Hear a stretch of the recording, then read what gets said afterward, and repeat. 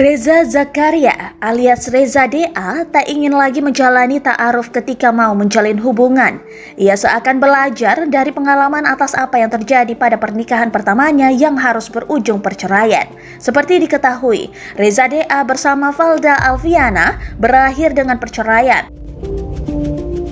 Dilansir dari Tribun Seleb, hal itu pun membuat Reza enggan untuk ta'aruf lagi saat nanti akan menjalani hubungan.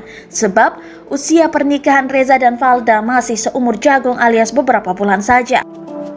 Untuk ke depan jalan ta'aruf tidak lagi saya pilih, ujar Reza DA dalam jumpa pers virtual Senin 15 November 2021. Reza menjelaskan, tak ingin ta'aruf bukan berarti dirinya akan berpacaran dengan sebebas mungkin nantinya. Ia tetap menjalin hubungan asmara dengan perempuan, namun ia meminta ditemani orang ketiga dari keluarga tiap kali bertemu. Perceraian dengan Valda membuat Reza paham bahwa ia harus mencari pasangan hidup yang bisa mengerti dirinya. Tak dipungkiri Reza, banyak kesalahpahaman yang terjadi karena tak lebih dulu saling kenal dengan mantan istrinya. Oleh karena itu nantinya untuk calon pendamping, Reza DA bakal lebih teliti dan saling mengenal dulu sebelum memutuskan menikah.